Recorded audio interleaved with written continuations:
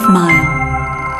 جو حدیث ہے نا ابو داؤد میں، یہ تو واقعی ضعیف ہے، جو مرفوع روایت ہے کہ آپ صلی اللہ علیہ وآلہ وسلم دعا کے بعد اپنے چہرے پہ ہاتھ پھیرا کرتے تھے، یہ روایت اصول محدثین پر ضعیف ہے. لیکن ضروری نہیں ہوتا کہ جو روایت ضعیف ہو اس کی کوئی اور صحیح سند موجود نہ ہو. اس کی صحیح سند بھی موجود ہے. اس حوالے سے موقوفاً امام بخاری کی ایک کتاب ہے الادب المفرد، آداب کی کتاب، اس میں انٹرنیشنل نمبر کے مطابق 609 نمبر روایت ہے. یہ بھی اکثر لوگ پوچھتے ہیں اس لیے مجھے زبانی یاد ہے کہ عبداللہ بن عمر رضی اللہ تعالیٰ عنہ اور عبداللہ ابن زبیر رضی اللہ تعالیٰ عنہ ورضی اللہ عنہم اجمعین یہ دعا کے بعد چہرے پہ ہاتھ پھیرا کرتے تھے.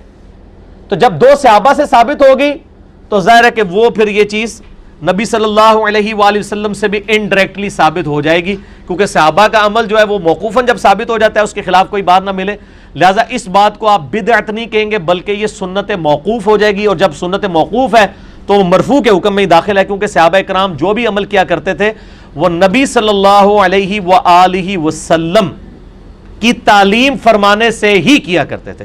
ٹھیک ہو گیا جی. اور میں آپ کو اس کے اوپر ایک مزے کی بات بتاؤں کہ مجھے عرب سے ایک دفعہ فون آیا ایک بھائی کا، وہ کہنے لگے کہ جی یہ روایت جو ہے وہ چہرے پہ ہاتھ پھیرنے والی تو ضعیف ہے. میں نے کہا جی ہم نے کبھی اس کو دلیل کے طور پہ بھی نہیں پیش کیا، تو آپ کس طرح کہتے ہیں کہ چہرے پہ ہاتھ پھیرنا بدعت ہے؟ انہوں نے کہا جی ہمارے استاد ہیں عرب کے نا، وہ کہتے ہیں.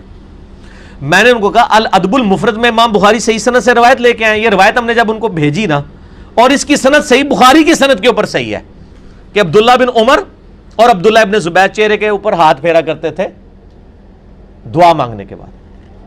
اب آپ اس بندے کی تعصب دیکھیں، اس نے اس حدیث میں ایک راوی کے اوپر جرح کر دی کہ یہ راوی صحیح نہیں ہے، حالانکہ وہ بخاری کا راوی تھا اور اس راوی سے اسی سند کے اوپر بخاری میں حدیثیں موجود تھی. میں نے اس کو پھر 12 حدیثیں صحیح بخاری سے بھیجی اسی سند پہ جو الادب المفرد کی سند تھی. ہمارے لیے کو مسئلہ ہے، مکتبۃ الشاملہ میں ڈالا، وہ 12 سندیں کھل گئیں. اس نے پرنٹ آؤٹ نکال کے علامہ صاحب کے سامنے رکھا، وہ کہنا یہ ایک اور تو بھیجتا ہے. ہاں انجینئر اللہ نے ایک چھوڑا ہوا ہے سب کانٹیننٹ، ٹھیک ہے نا جی، انجینئرنگ کرنے واسطے. ان کا جی وہ انجینئر صاحب کہتے ہیں یہ 12 حدیثیں بخاری کی، یہ بھی ضعیف کہو. پھر اب بخاری کو کون ضعیف کہہ سکتا ہے؟ تو وہ خاموش ہو گیا. بات اس نے مانی کوئی نہیں لیکن خاموش ہو گیا. ہمارے لیے اتنی بھی کامیابی ہے، ہم کسی کو اتنا شرمندہ نہیں کرتے کہ وہ بات مانے، کیونکہ جب تک ہماری داڑھی سفید نہیں ہو جاتی اور ہم ان کے بزرگوں پہ ایمان نہیں لے آتے، صرف داڑھی سفید ہونے سے بھی نہیں بات چلے گی.